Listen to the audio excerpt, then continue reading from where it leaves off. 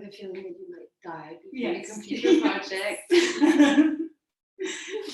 Sort of nice week for you. Yeah.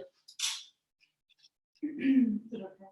Yeah, I just did give us a quote that I think I need to address. Okay. Just that we agreed to be recorded. I think we agreed to be recorded.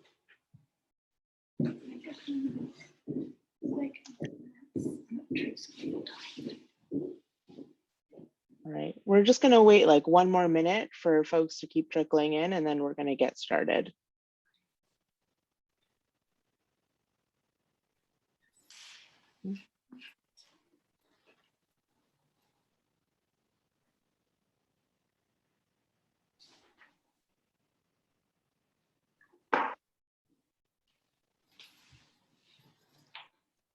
All right. Good evening and welcome to tonight's live online author event with Greenlight Bookstore. I'm Shanine. I'm thrilled to be hosting tonight's event with Violaine Huisman, launching her new book, The Book of Mother. She'll be talking with Nadja Spiegelman, so you're in for an excellent time. Before we start, I want to say a huge thanks to Violaine, Nadja, and translator Leslie Camhi and the team at Scribner for making this happen, and to all of you for showing up. Although we're not able to host events in our store spaces, our community of authors and readers is still here, and we're grateful for your support. A couple of housekeeping things. Tonight, you'll be able to see and hear the speakers, but they can't see or hear you. A way to interact, though, is through the chat, where you can put in your thoughts. And if you have any questions that you'd like answered from the author, please make sure to put them in the Q&A module, the icon that looks like two speech bubbles at the bottom of the Zoom, because we'll be pulling questions from there only.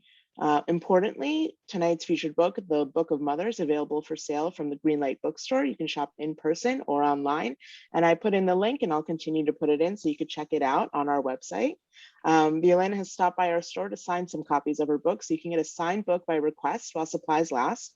Make sure to indicate your signed copy request and order comments at checkout when ordering online by midnight tonight, or look for signed copies when you visit the store. Our interviewer tonight is Nadja Spiegelman. Nadja is the author of the memoir, I'm Supposed to Protect You from All This, and several award-winning comics for children. Previously the online editor of the Paris Review, she is now the editor-in-chief of the new international literary print quarterly, Astra Magazine, forthcoming in 2022. Nadja will be speaking with our featured author, Violaine Huisman. Violaine was born in Paris in 1979 and has lived and worked in New York for 20 years, where she ran the Brooklyn Academy of Music's literary series and organized arts festivals across the city. Originally published in France by Gallimard, her debut novel, The Book of Mother, was awarded multiple literary prizes, including the Prix François Saga and the Prix Marie Claire. The Book of Mother is a gorgeous, critically acclaimed tale of a young woman coming of age with a dazzling yet damaged mother who lived and loved in extremes. With spectacular ferocity of language, a streak of dark humor, and stunning emotional bravery, The Book of Mother is a story of a mother's dizzying heights and devastating lows, and a daughter who must hold her memory close in order to let go. Violaine is going to start us off with a reading from the book, and then she'll be talking with Nadja and then with all of you. So take it away. Thank you so much. I just want to say that Greenlight is my local bookstore and my favorite bookstore, and we organize so many events together when I worked at BAM, and it's always been a joy to be part of what they do, and it's such a privilege to be with them to launch this book. And before I start reading, I want to introduce the part I'll read by saying that the book opens with a sentence which in French was a page and a half long. And in English, we had to break it down, and Leslie Camhi did a beautiful job of figuring out how to make it work in English. The sentence has to do with the child narrator that's portrayed in the first part of the book, looking at the fall of the Berlin Wall on TV and thinking, and seeing through those images the fall of her mother. And so here's what's happened after that. Maman had sunk into a depression so severe that she had been hospitalized by force for months. After having been lied to regarding the reasons for her sudden disappearance, I was informed that Maman was manic depressive. The words all ran together. Your mother is manic depressive, a sentence pronounced by one adult or another. One of those useless grown-up sentences that only added to my distress. I rolled the words around on my tongue. They became the leitmotif of my torment. Manic depressive. It didn't mean anything, except Maman had disappeared from one day to the next. My memories of the events preceding her flight are probably too fragmentary and disjointed to weave into a coherent narrative. But the explanations offered by the adults around me were both implausible and unacceptable. In the end, no one knows my childhood better than I do, apart from my sister, who's 2 years older and recalls slightly different episodes from the epic of our youth. Only one point continues to elude us, the precise moment of Maman's collapse. The definitive incident, if indeed there was one, seems to have slipped away from both of us, leaving behind only a vague and ominous sense that whatever precipitated her fall almost took her with us, almost took us with her.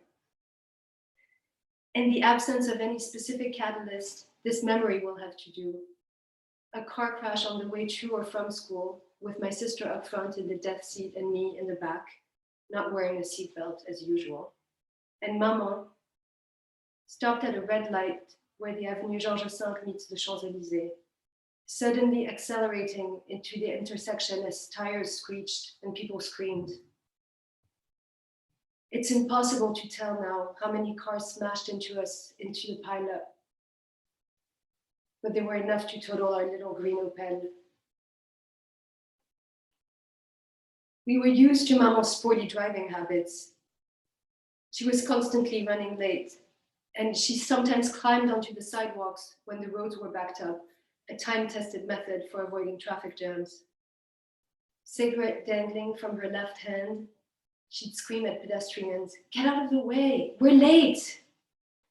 If she hesitated before taking the emergency shoulder lane on the highway, it was only when she suspected cops were around. Look out! And if the cops did pull us over while she was driving on the sidewalk or heading the wrong way down a one-way street or running several red lights and stop signs, all the while insulting numerous drivers, cyclists, and other assholes, my sister and I had been instructed to pretend that we were deathly ill. She would then claim that her 2 daughters, or one of us, in which case the other one had to assume a worried expression, required urgent medical attention.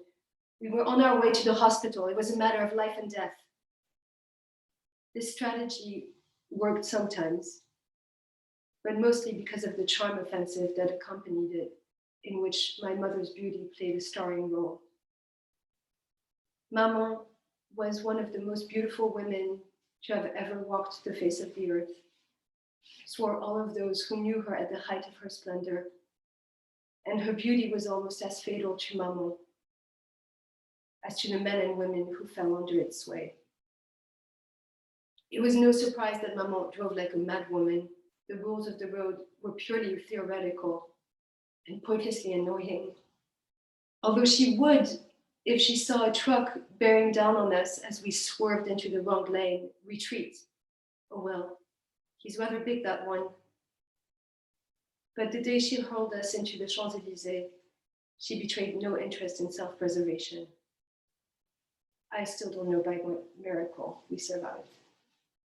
So beautiful. It's such a beautiful book, Violaine. It's really a masterpiece. It is so searching and precise and also so urgent and comes out in a torrent. And there's just a combination and tension between those two things that is wildly compelling. I guess my first question, or the place where I want to start, is I'm really impressed by the structure of this book, and we'll talk about it in a bit more detail later about all of the ways that you overlay reality and fiction and who's telling a story and whose story it is to tell. One of the things that you say about your mother is mother spent her life telling the story of her life. When did you know that you would allow yourself to tell the story of her life? What compelled you to do it? I think I always knew that I wanted to, but as you know, being a writer yourself, the dream that you have of yourself being a writer or being able to find the voice that you could carry into the world is not obvious, and it's a long process. I had written an earlier version of this novel in a completely different form 10 years earlier, and I had written it as a monologue. And to me, that was the most urgent voice that I heard in my head was her voice. And there's a lot of her voice in the book. And when I set out to write this novel in this particular structure, it was as a way to frame her voice, to be able to tell her story, but not just in my voice, in a way that represented the way she wanted to tell her story, what she wanted to, what she so adamantly wanted to tell the world about herself and the injustices that she felt that she had suffered. Yeah. I wonder if you can, just to set the scene as we talk, tell us a bit more about these things that your mother, about who your mother was and what she so adamantly felt. You apply labels to her pathologies: alcoholism, schizophrenia, mythomania, kleptomania, hysteria, and then you dismiss those and just say she was excessive in everything. And so can you tell us a bit about that excessiveness and also what space it left for you in your childhood? Yeah, so I think this is how the book opens also with this label of manic depressive, which today one would call bipolar, which was the diagnosis that she received when she was hospitalized when I was 10, which is the moment when the book opens. And it's both a helpful diagnosis in that, you know, the medical establishment can then do something with it and maybe help patients, you know, if not recover, find a way to live with that disease. And it's deeply unhelpful because a human being is a composite person. You know, living is a complicated task, and so in all of these labels that were assigned to my mother, I felt that they were both completely reductive and deeply unhelpful because it didn't help her live and it didn't help those around her know how to find a way to live with her. And she was truly excessive in every way, partly clearly because of her disease, but also because she was someone who was just extreme, who felt extravagantly, who was incredibly sensitive to everything, to the world, to injustices, to the injustices she suffered, but the rest of the world suffered. And she could be, she just covered the whole spectrum. She could be the kindest, most generous, most loving, most attentive mother, and the most callous, violent, insufferable mother. Yeah. There's a line that she says to you, "I'm a mother, but I'm also a woman." And I wonder if you can talk a bit about those two poles that are set up in that sentence and who she was as each of them. Yeah, it's, to me, even as I said this, even as I just answered your question, I felt like I wanted to add a disclaimer, which is that I think in some sense, most mothers have a little bit of that, in that the role that you're thrown into as a mother of being just of having a child, of having a person in the world be so dependent on you, puts you in an impossible position and makes you feel the world extremely, you know, in extremes. And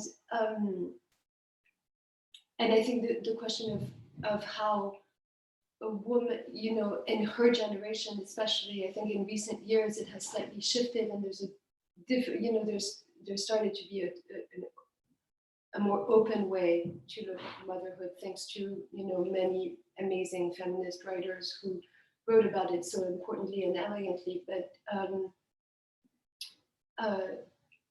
it's this impossible position to being a mother, and the demands that society place on you make the task all the more difficult and impossible. And a mother at heart, and it's a total truism, but at the same time, I think it's important to remember that what a child cannot know and cannot understand, which is that Maman, a mother, is also a human being. She's not just your mom. She's also somebody who's struggling in the world and trying to find her place and trying to find her voice and trying to live her life. And to a child, she should be nothing else. And partly, this is what it's like to be a good enough mother, for your child to see you, as just only attentive to one's demands and needs. But yeah, there's that other reality. Yeah. It was a beautiful thing. We made the mistake of starting to talk before we were recording, and Violaine said this very beautiful thing of a mother is something that is both completely interchangeable and completely irreplaceable. I just thought was gorgeous. And I also feel like it's true that for a child, it's incredibly necessary that your mother just be your mother in this almost interchangeable way, and not be a woman, or not be in other moments your mother screams at you that you're denying her humanity, that you don't see her as human. And you write beautifully. She was right in part. She was our mother, in other words, both more and less than other humans, more animal and yet more mythological. Catherine could only be, for me, an abstraction, at best an unknown. And yet in this book, you do this very active work of discovering who she was before you were born, of giving back to her that humanity, as you say very explicitly. And in some ways, there's your mother did not, as you depict her, did not have very good boundaries in terms of what she kept from her children. And yet in some ways, there's also a boundary that is crossed. There's sort of like it's not natural to know everything about one's mother, or to want to know everything about one's mother. As I learned when I was working on a book about my own, and would say to all my friends, but you have to ask your mom how she lost her virginity. You have to ask your mom when she got her period. It's so interesting to know these things about your mother. And all my friends would be like, I absolutely don't want to know these things about my mother. And so I wonder where that, if you could talk more about that compulsion for you of really going back and understanding her full life. Yeah, it's so wonderful to be talking to you, because we have such parallel experiences in not only in who our mothers were or are in your case, but in this investigation that we both conducted in different ways and in different forms, but on principle, I think there was a very common project. And yeah, I mean, my mother, as I say explicitly in the book, also told the story of her life over and over and over again in these endless monologues that would often start with a series of insults about how nobody listened to her, her daughters didn't listen to her, nobody understood her, and nobody could ever know how much she had suffered. And then she would start telling the story of her life. And there was something almost parodical about it. It was so extravagant. It was so too much. It was so over the top that it was just, it couldn't be listened to as a coherent or intelligible narrative. And yet, in those stories, she also told a lot about, what she had lived through, or what she imagined she had lived through, the narratives that she built about her life, some of which I think were deeply fictional.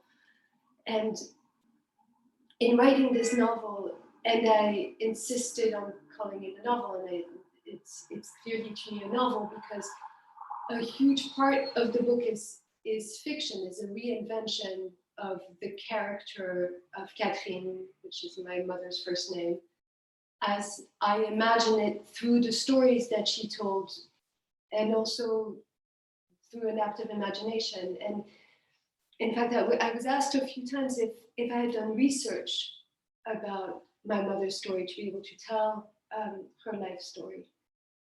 And I very deliberately did not. I definitely did not want any fact checking. I wanted to be able to just own it as an act of imagination. I mean, I was going to ask you something similar, and then I just feel like we should describe a tiny bit the structure of the book, because it's so beautifully structured. In the beginning, in the part such as the part that you read from, you're recollecting your own experiences of your mother and your childhood, and it's slightly fractured in the sort of jumbled way that childhood comes back to you. But there are also moments when your mom's voice just overwhelms the page, when she goes off on her tirade, sort of like unboundaried by quotation marks. She just begins to speak, and then you bring in this element, which is that she actually did write her own life story, but in ways that you critique as being completely unlike how she spoke, very restrained, and then you quote from her book about herself, and you almost critique her book about herself, and then you say you are going to tell her life, and you say I had to become the narrator of her life in order to give her back her humanity, and you present a second portion of the book that is a very chronological, very compelling and straightforward narrative of your mother's life. And that narrative contains so many rich details, including very rich details about her sex life and her sexual pleasure that she might have taken in different moments. And it's clear from your memories of the way you remember your childhood and the way you tell it, that your mother never protected you from those things, from her sexuality, from her womanhood, in the way that one might hope a mother would sometimes. But I also wonder about that very specific act of deciding to become the narrator of those moments and to allow yourself to fully imagine them, and what that felt like, sort of if there was an agency to crossing that boundary, but with your own free will and your own decision to go into those spaces that were her life. Yeah, I think the interesting thing about an active imagination, again, and about what literature allows, is that you can really distance it.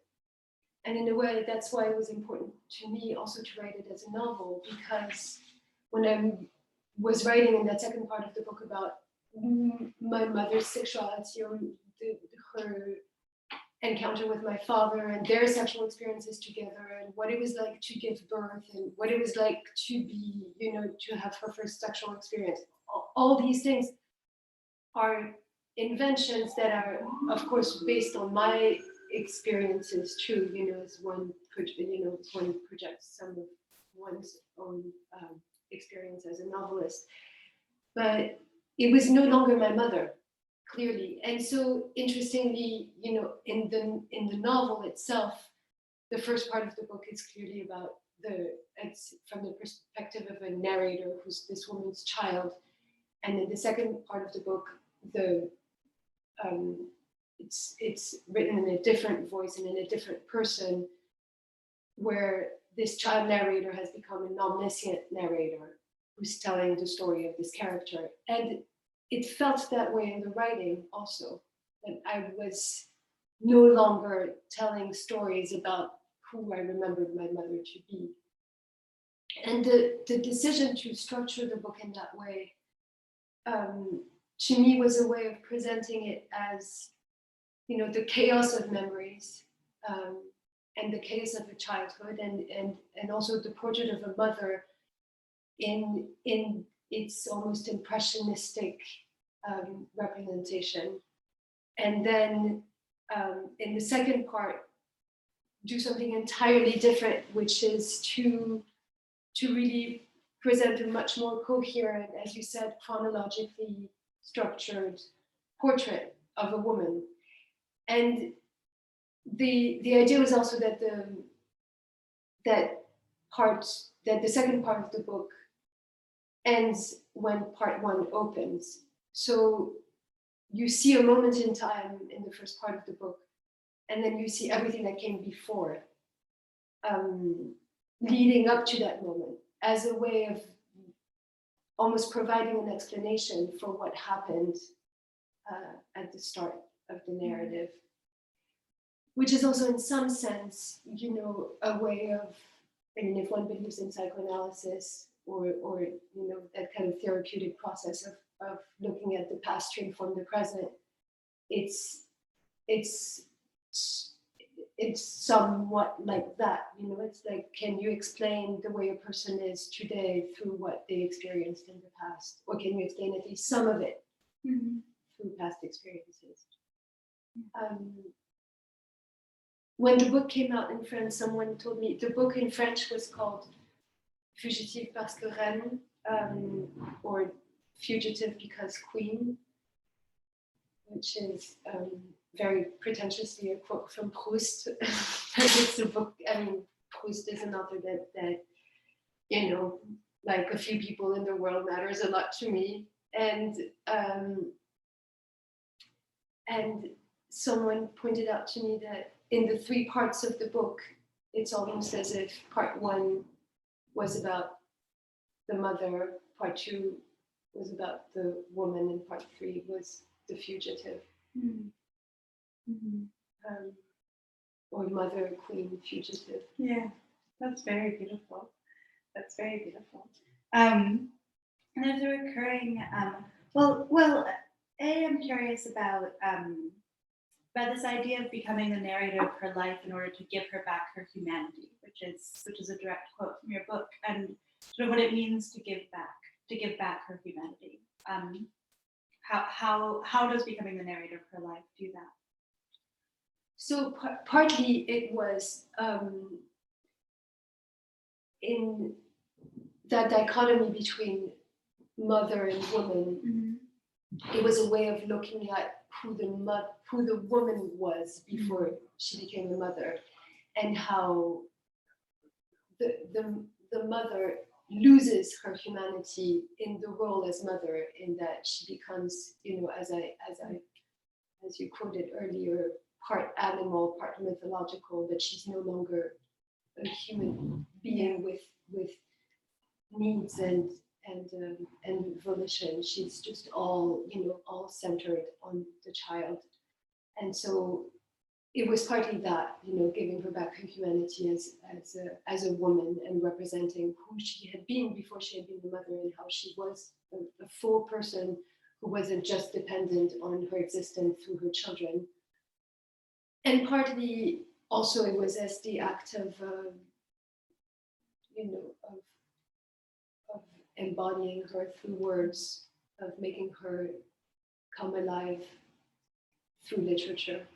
There's a poem in the book that recurs several times, a poem that you wrote as a child for your mother when she was gone, and that your mother then repurposes into her own life story as a very central element of it. And you say of that poem and of the ways that your mother has sort of fictionalized and misremembered it, perhaps poetry can help a person live a little longer.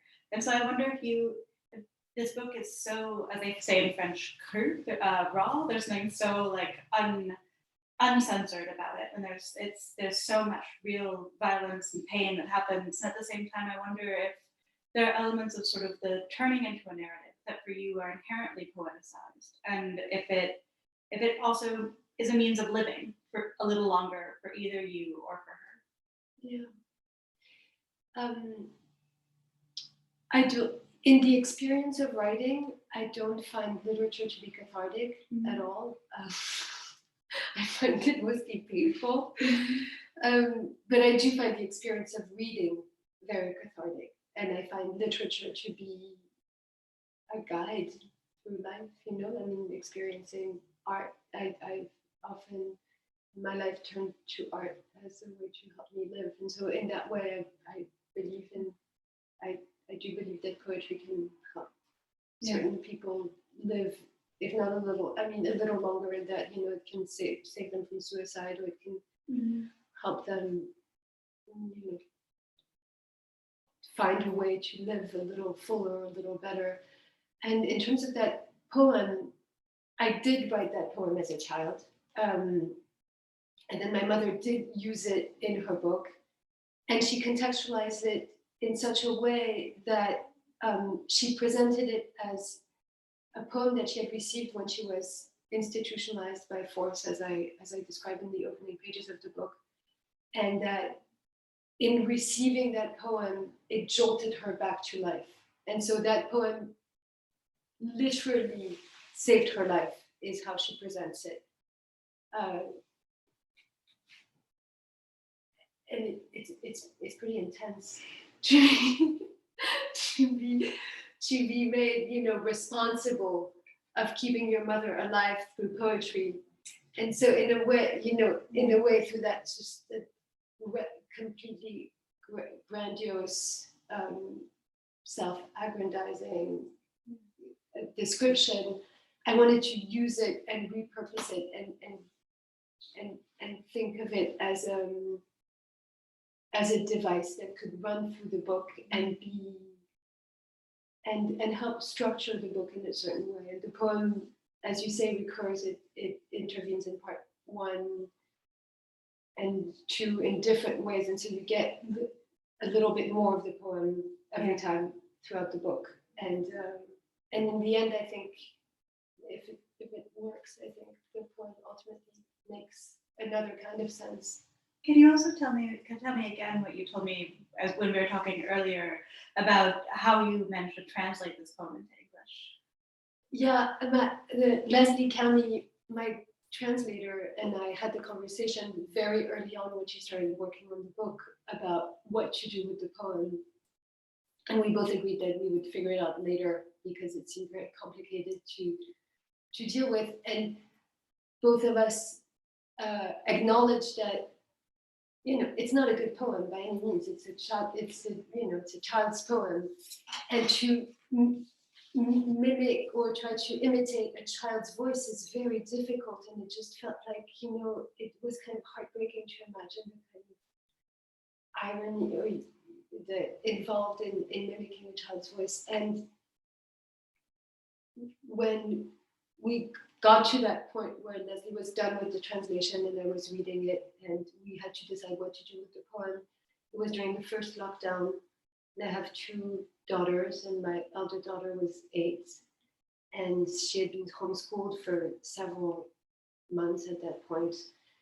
And so we were used to working together around the kitchen table, and she's perfectly bilingual. And I thought, well, maybe she can help me. And maybe, you know, the poem is emotionally fraught because it's a poem that I wrote to my mother when she was institutionalized, and I didn't want to terrify her with it. So I tried to contextualize it as, you know, as part of the school assignment. And she ended up translating it the way it's published in the book. And it was just an amazing, so gorgeous experience to watch my daughter reclaim the poem I had written to my mother at almost exactly her age. That's really, really beautiful. I mean, there's so many. It was almost, you were the same age as her at the time. Yeah, there are so many beautiful ways in which your narrative. I mean, I love just the coincidences that come in life and sort of the ways in which they make our lives into something that is inherent, that feels inherently like a fiction, inherently narrativized, such as you write about your mother committing suicide when you and your sister are the exact same age that she was when she had you, and sort of how she's able to bring you to this age that she was and no further. And I'm also interested in this idea, in these matrilineages. I mean, in the second part, Catherine, your mother, swears to herself that she's not going to repeat her own mother's mistakes, and she has a very difficult relationship with her own mother as well. And she doesn't, I mean, of all of her failings, she loves her daughters with an absolutely overwhelming ferocity, even when things are dangerous or inconsistent. How did you have a similar conversation with yourself before having children, and how did it go? Yeah, it's as I mentioned earlier, I had tried to write my mother's story in a completely different form, so it wasn't this novel. It was something else entirely. But I had attempted to write my mother's story 10 years earlier when she was still alive, and in fact, I had read the book I had written to my mother on the phone. I lived in New York, and at the time she was in Paris, and I read it all to her on the phone. It was just a crazy experience.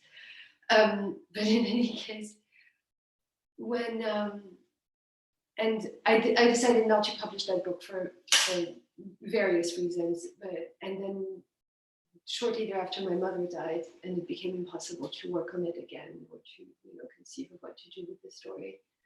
And then I became a mother, and I had 2 daughters, and I have a sister, and my daughters are have the same age difference as my sister and me, and so in this mirroring of my mother's experience, I recognized things that I would never have understood without having lived through that experience, and I realized that I became able to write a very different book and to interpret my mother's story very differently through the experience of becoming a mother myself. Mm-hmm. And this whole question of the dichotomy between motherhood and womanhood really had not occurred to me before I had become a mother myself. Mm. Or it hadn't occurred to me as intensely viscerally. Yes. Mm. Yeah, that's. I mean, there's so. Where we're okay. I have to narrow down which questions I'm going to ask you because there are so many, and I also want to allow the people watching to ask questions. But I suppose one is there's one emotion that sort of keeps returning through the book in really interesting ways, and it's one of gratitude. Your mother is often in her tirades angry that you and your sister are not more grateful for all of the sacrifices that you've given her, that she's given you, and then in the end, there's moments when you and your sister sort of wonder why your mother's not more grateful for the care that you provide for her. And I'm really interested in gratitude in the context of a family in which there are obligations that one has to, especially I think a mother to a child. It's such a classic teenage rejoinder to say, well, I didn't ask to be born, that you chose this, it's your responsibility to raise me now. And I wonder if you can speak a bit more about gratitude and how it functions in your family. Yeah, I mean, it's funny that you would use that example because when we were teenagers, I remember my mother saying to us, as part of her insane tirades, one of them was do you realize that I birthed you? And we're supposed to be grateful for her birthing us. We're this woman is completely nuts. I mean, this is not how it goes. I didn't ask for this, but she sort of preempted the question, or preempted she preempted the whole thing. That is just asking us to be grateful for having birthed us. And yeah, I mean, in that sense, I feel things were just, the roles were reversed in such a profound way that the question of gratitude was always completely fraught. Because as I described in the first part of the book, we spent, my sister and I, after our mother had returned from her institutionalization and from her very severe psychotic episode, she was a single mom. She had separated from my father and another man that she knew briefly. Anyway, she was a single mother, and we were teenage girls, and we were responsible for her. We were taking care of her. We were mothering her, really. And yet, and yet she just asked us to be grateful to have birthed us. I mean, there's another question I just had while reading it was one of sort of where if anywhere is anger in this book, and it was something that like when I started writing about a book about my mother, I think I started it with an idea in mind that sort of was loosely around some idea of forgiveness. Which when I told my mother that, she was furious and she was like, "Forgive me! I don't need you to forgive me." And I really did come, and I like came to a place while writing it where I was like, "Oh no, this isn't about forgiveness. It's about understanding, and understanding is something that transcends forgiveness." But there are also, as an outside reader, I mean, your mother does so many things, so many small and large things, including kill your childhood puppy with a kitchen knife when she's in a fit of rage, and then lie to you about it. And yet anger is not a predominant emotion in the book. Yeah, I mean, your book was so resonant and meaningful to me also because of that generosity, and at the same time that clarity of judgment. You don't judge your mother, but you present the facts as difficult as they are, and you don't gloss over them, and you don't embellish them, and there's and I think not to essentialize too much, but I think there is a kind of cruelty in a mother also that's really unique to the mother-daughter relationship. But it in terms of the project of writing this book, to me, couldn't come from a place of anger or settling scores or anything like that. It was quite the opposite. In fact, it had to be as generous as possible, and even in telling the horrible things that she did or that she was capable of, I didn't think of it as a way of exposing her as a monster, but I thought that it was important to present it as a counterpart, as a way of presenting how terrible it could be, and yet what a beautiful person she could be at the same time, and how profound and powerful the love is. Yeah. No, it comes across so beautifully. I mean, even in that particular small anecdote that I just paraphrased, it's told so differently in the book. Sort of what a reader is able to understand, all of the reasons behind it, all of the resonances behind it. There's humor in it too, in the way that your mother reveals it to you of like, well, I had to kill someone, so better I kill a dog. Yeah, exactly. And it's like, and if you look at it, and then in the part of the story in which I tell this story twice from two different points of view, and in the second point of view, I draw a parallel, or the story, the narrative draws a parallel to Medea, and in fact, she didn't kill her children. She killed the dog. Mm-hmm. Cool. I mean, cool. Not so cool, but better maybe. Not as bad. And and the other, I mean, just like, I realize sometimes these stories really still make me laugh, even when they're just completely gruesome and horrible, because there was such extravagance to the way they happened, to the way they were told, to the way things were presented or represented in our family. And there was a lot of slapstick. Mm. There was yeah. I mean, it's so, I mean, especially the way that you tell the narrative of layering, of telling stories multiple times, of telling from multiple perspectives, of coming to things again and coming to them in richer, deeper, fuller ways, and then giving yourself the remove of humor. It paints such a full and complex picture of a person who is already such a full and complex person. And I have a million more questions for you, but I'm also going to let people who have kindly tuned into a Zoom event on a lovely Tuesday evening ask you questions as well. But I cannot more highly recommend purchasing this book, which you can do in a link that I hear has been dropped in the chat room. And thanking you for coming in. And let me see if there are questions from the audience. Oh, it seems like there aren't quite yet. So please type questions into the Q&A box, unless they're being typed here. Just check. No, okay, so feel free to ask questions in this Q&A box at the bottom of the screen, and in the meantime, we'll continue to ask you even more questions. One word that that people often use to me when I talk about my writing my book, and that our wonderful moderator at Greenlight Bookstore used about your writing as well, is brave or bravery, the bravery of writing a book like this. Is that a word that connects to you? Did it feel like an act of courage to write it? I don't know. How do you feel when people tell you this?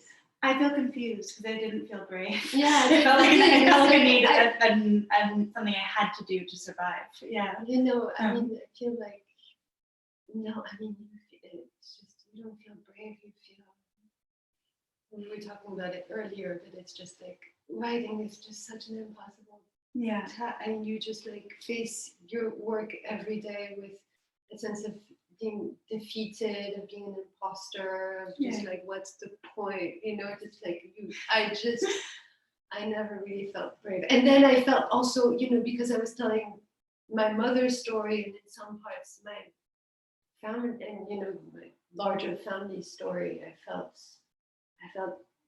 even more like an imposter. I felt even more like I was taking over, usurping a position that didn't belong to me. I'm also, part of the complexity of the personal, the actual biographical elements of the narrative is that my father had many children and many wives before he married my mother, and I'm my father's last child. I'm number 8 in a family of 8, and I was the first person in my very literary family to write a novel and to write such a personal novel. So it didn't feel brave so much as, maybe an act of defiance, maybe defiance. Yeah, defiant is a good word. Maybe defiant. Yeah. It seems, to me, that word, it felt like, no, what would have been brave is if I'd been conscious of what it meant to publish such a book. And I don't think there's a way of writing something this honest while also thinking about it being read. But Exactly. Yeah. No, and you have to conquer those fears in a way. Yeah. There is that. If there is bravery, it's in the necessity to conquer your fear and to get over those feelings of defeat. We have a lot. Sorry, I'm gonna have to get much closer to the screen than I've been before because I'm not very good eyesight. There are ways that we sometimes, this is a question from Tanya. There are ways that we sometimes hear those that we are deeply close to and have passed away. Do you hear your mother speaking with you and developing a relationship with her after her death, after this book?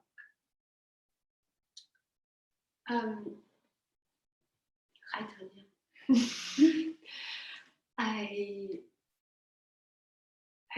I do hear my mother. I hear her all the time. I heard her when I was writing the book a lot, and in fact, there's a lot of direct speech in the book in which I really hear her voice. I heard a writer on the radio say one day, I completely forget what it was. It's just like the context completely eludes me, but I heard this person say one day, to be a writer, you need to hear voices. A writer is a bit of a crazy person because you're literally hearing voices. And I really feel like I hear voices all the time, and I hear my mother's voice all the time. And it can't obviously be her voice anymore. She's passed. She died now 12 years ago, but it's so clearly her voice in my head, and I can still have conversations with her in my head where she's speaking to me very clearly, audibly. That's beautiful.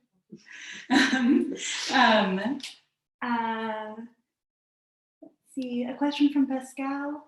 You translated the text to English. Has the process changed your relationship to the story? Oh, that might just be a Yeah, I didn't translate the book into English. Leslie Camhi translated it into English, but because English is also my language, Leslie and I had a lot of conversations about it, and it was a process, and obviously my mother's voice was one of the very complicated things to translate in the book, because again, I hear her so clearly in French, but she didn't speak a single word of English, and so we had to find how to frame her voice in English. In fact,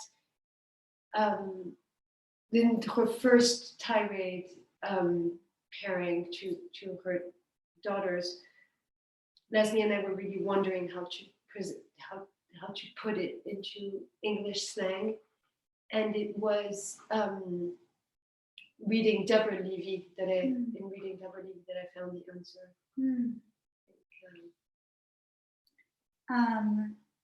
This is a question from Kathy. I'm curious how your sister reacted to the work and possibly differed in her experience of your mother. My sister is a very prominent character in the novel, and I asked her for permission to write it before I did, and I offered for her to read it before it was published, and told her that she had, any veto power that she wanted, and she chose not to read it. She chose not to read it in what I found was a very generous act, also because she felt that she didn't want to censor my writing in any way, and that it was my story, that it was my book, and that I could tell it in any way that I wanted. And she has to this day not been able to read it, but she's made many of her friends read it. And she asks for a report every time. She's like, so. That is so wonderfully generous. I can really understand what a generous. Yeah, you know. I would be first so grateful if my family decided to not read my book. But that was not your experience. No. Okay. This is a question from William. I am in love with your writing and the way you make us travel. Your writing is so personal and compassionate, and at the same time so incredibly raw. It's empowering.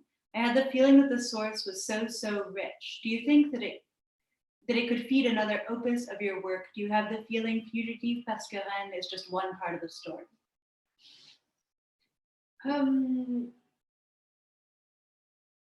I hope so.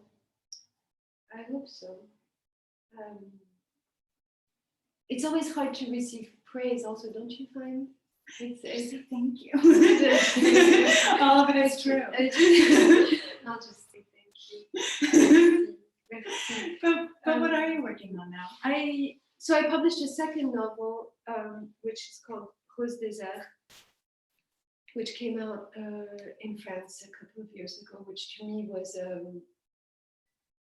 was both a sequel and a prequel to the Book of Mother, but it was definitely in the continuity. It was definitely an attempt to at the time it felt like maybe a diptych, and now I think there might be a third part to it, which would make it a triptych. And so I think of this, I think there's something, I'm imagining a coherent narrative between those two books, and maybe something that I might be able to do next. That's very exciting. How are we on time? Can we ask one more question from the audience? Oh, we can ask a few more questions from the audience. Wonderful. Okay, let me go to Catherine's question. I am curious if you thought of trying to write this as a pure memoir, even as I can see the limitations of that approach. Thank you, lovely conversation.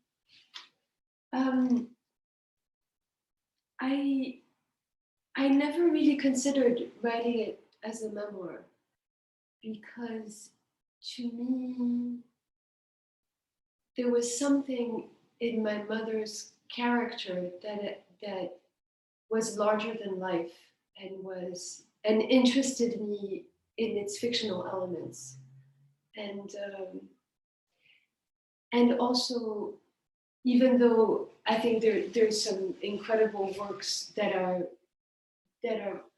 strictly personal, I mean that take on that form of personal narrative, and some of the books that have meant the most to me are told in that form. I wanted that story to live someplace else. I wanted that story to live alongside other works of the imagination. Mm-hmm. And my deepest hope really was for Catherine, for my mother's character, to become a fictional character, in the sense that she would become a person that exists in literature. Yeah. And that, and if I succeeded in doing that, to me, that was my biggest ambition. No, it's very beautiful, and also one of the things that I had felt like I couldn't publish my book as fiction because I was so interested in memory. I was so interested in the idea that there was no truth, but I felt like I had to approach that from nonfiction. One of the things I loved about your book is that you just do let it blur. There are real moments where you talk about, well, I don't quite remember this. I don't know if it's true, and like this memory came back to me, but I don't have it verified, and it gives it sort of this double texture of like it can be a fictionalized account of your mother, and it can also be one that is so precise and careful in trying to remember and engage with the active memory. Well, but the interesting thing about your project also, Nadja, is that you reported it, and you investigated it. You had this project of finding out some version of the truth, of figuring out what had actually happened, and then confronting it with memory. But you do something similar. I mean, there's a moment where you say very explicitly, I didn't verify this memory with my sister because I didn't want to, I didn't want to have to, I hope that she's forgotten it. But like, that's not the kind of thing one generally reads in a novel, because it is concerned with sort of the tangibility of the world. And so, I don't know, I just found that really beautiful. We'll talk about my book after. I'm going to keep letting your fans ask you questions. This is Nancy. When will you encourage your daughters to read your book? Whenever, I don't think I'll encourage them so much. I think they know that my books exist. They live in our homes, and they are aware that their mother has written books. And when they're ready for it, they'll read them. But I think it'll come on their own time. They'll find their way to it on their own time. My second novel, Rose des Alpes, which is really not a book for children, was recently published in paperback in France, and so a box of paperbacks arrived at the house, and Georges, my elder daughter, who's now 9, found the box and opened the book, and she was adamant to read. I mean, she really wanted to look at it, to read it, and she opened it, and she was like, "Can I read it?" And I was like, I don't know. It's not really age appropriate. But it was like, you can read the first paragraph of it. And she read the first 3 pages. She totally enthralled. And she closed it and she said, "It's a very good book, Mom." Oh, that's so beautiful. That's very beautiful. So yeah, maybe if we can stay. Yeah. If we can stay like that. We can keep it like that. Just have that memory. We can keep it like that. Book, Mom, all the first 3 pages are great. That's great. Yeah. Good job, Mama. Maybe that's enough. Yes. But for the rest of you, I highly encourage you to read more than just 3 pages, and to purchase this book in the links that have been dropped in the chat. And thank you. I think I'm doing that correctly. Yes. Thank you so much for devoting an hour of time on Zoom to watching this. And this is one of the strongest narratives I've read about mother-daughter relationship, and I cannot recommend you purchasing it more highly. Thank you, Nadja. So nice. All right. Thank you both for such a beautiful conversation. And there were great questions at the end. I'm glad we had time to answer them.